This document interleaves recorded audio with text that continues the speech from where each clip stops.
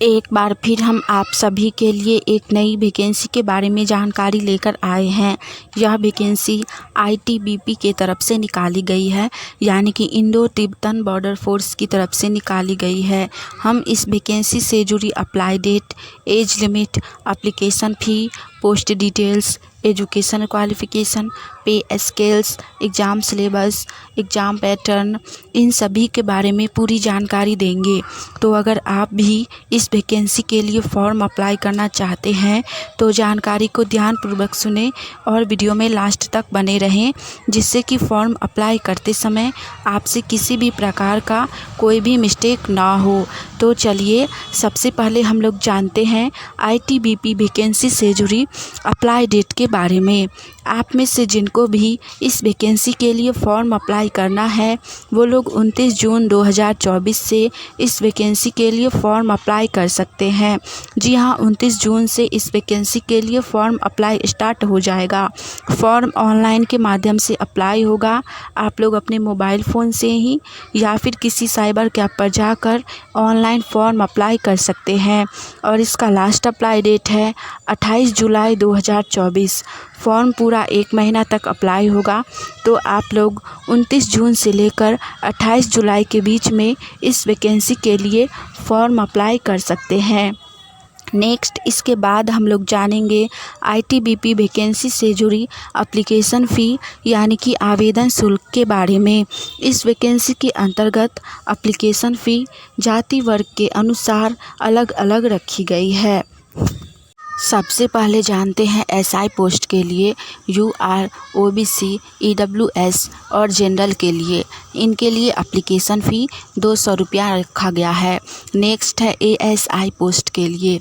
इसके लिए general, OBC और ईडब्ल्यूएस के लिए 100 रुपया रखा गया है। एससी और एसटी और साथ में ऑल कैटेगरी फ़ीमेल यानी कि जनरल, ओबीसी, एससी, एसटी जिस भी कैटेगरी से फ़ीमेल आती हों इनके लिए एप्लीकेशन फ़ी नहीं रखा गया है, यानी कि ज़ीरो बैलेंस है। एप्लीकेशन फ़ी ऑनलाइन के माध्यम से ही पेमेंट होगा। आप लोग गूगल पे, यूपीआई या फिर नेट बैंकिंग के माध्यम से एप्लीकेशन फ़ी पेमेंट कर सकते हैं। एससी, एसटी और फीमेल आप लोग फॉर्म अप्लाई ज़रूर कीजिए, क्योंकि आपके लिए एप्लीकेशन फ़ी नहीं रखी गई है। नेक्स्ट, इसके बाद हम लोग जानेंगे आईटीबीपी वैकेंसी से जुड़ी एज लिमिट यानी कि आयु सीमा के बारे में। इस वैकेंसी में एज लिमिट पोस्ट के अकॉर्डिंग रखी गई है। सबसे पहले जानते हैं एसआई पोस्ट के लिए। इसके लिए मिनिमम एज यानी कि न्यूनतम उम्र 21 वर्ष और मैक्सिमम एज यानी कि अधिकतम उम्र 30 वर्ष रखी गई है। नेक्स्ट है एएसआई पोस्ट। इसके लिए मिनिमम एज 20 वर्ष और मैक्सिमम एज 28 वर्ष रखी गई है। और लास्ट है एचसी पोस्ट के लिए। इसमें मिनिमम एज 18 वर्ष और मैक्सिमम एज 25 वर्ष रखी गई है, यानी कि जिनका भी एज 18 वर्ष से लेकर 30 वर्ष के बीच है वो लोग इस वैकेंसी के लिए फॉर्म अप्लाई कर सकते हैं। तो जिनका भी एज अभी बचा हुआ है वो लोग इस वैकेंसी के लिए फॉर्म अप्लाई ज़रूर कीजिए। ये बहुत ही अच्छी वैकेंसी है, साथ ही इस वैकेंसी के अंतर्गत सैलरी भी बहुत अच्छी है। नेक्स्ट, इसके बाद हम लोग जानेंगे आईटीबीपी वैकेंसी से जुड़ी पे स्केल्स यानी कि पर मंथ सैलरी के बारे में, मासिक वेतन के बारे में। इस वैकेंसी में तीनों ही पोस्ट के लिए सैलरी अलग अलग रखी गई है। पहला पोस्ट है एसआई के लिए यानी कि सब इंस्पेक्टर के लिए। इसमें आपको सैलरी पर मंथ 35,400 से लेकर 1,12,400 तक दी जाएगी। जी हाँ, आपको सैलरी 35,400 से स्टार्ट होगा, प्लस में उसमें 5 से 6,000 मासिक भत्ता भी जोड़ा जाएगा, यानी कि पर मंथ 40,000 से आपकी सैलरी स्टार्ट होगी और लास्ट 1,12,400 तक जाएगी। नेक्स्ट पोस्ट है एएसआई के लिए। इसमें आपको सैलरी 29,200 से लेकर 92,300 तक दी जाएगी। इसमें भी 29,200 सैलरी प्लस में 5 से 6,000 मासिक भत्ता भी दिया जाएगा। लास्ट पोस्ट है एचसी के लिए। इस पोस्ट में आपको सैलरी 25,500 से लेकर 81,100 तक दी जाएगी। इसमें भी आपको 25,500 सैलरी प्लस में 5 से 6,000 मासिक भत्ता दिया जाएगा। इस वैकेंसी के अंतर्गत सभी पोस्ट में सैलरी बहुत ही अच्छी है, 1.5 लाख तक सैलरी जाएगी। तो आप लोग फॉर्म अप्लाई ज़रूर कीजिए। अगर आप सभी को हमारी ये जानकारी अच्छी लगी तो वीडियो को लाइक कीजिए।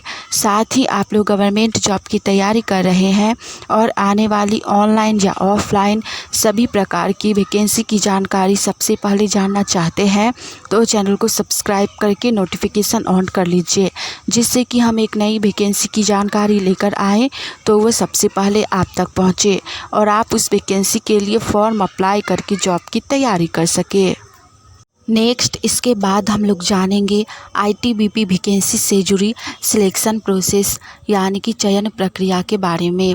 इस वैकेंसी के अंतर्गत आप लोगों का सिलेक्शन सबसे पहले फ़िज़िकल एग्ज़ाम लिया जाएगा, फिर उसके बाद आप लोगों का रिटन एग्ज़ाम लिया जाएगा।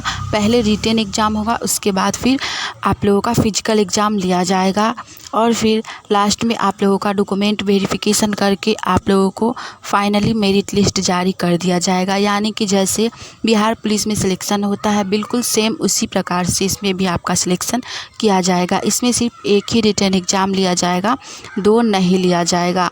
तो आप लोगों के लिए ये अच्छा है, आप लोग फॉर्म अप्लाई ज़रूर कीजिए। नेक्स्ट इसके बाद हम लोग जानेंगे आईटीबीपी वैकेंसी से जुड़ी पोस्ट डिटेल्स के बारे में। इस वैकेंसी के अंतर्गत 3 अलग अलग प्रकार का पोस्ट है। पहला पोस्ट है एसआई यानी कि सब इंस्पेक्टर के लिए। यह पोस्ट स्टाफ नर्स के लिए निकाली गई है। एसआई के अंतर्गत नर्स के लिए भी पोस्ट आते हैं आईटीबीपी में, तो ये एसआई स्टाफ नर्स के लिए है, इसमें 10 पोस्ट है। नेक्स्ट है एएसआई फार्मेटिक्स के लिए, इसमें 5 पोस्ट है। और लास्ट है एचसी मिडवाइफ के लिए, इसमें टोटल 14 पोस्ट है।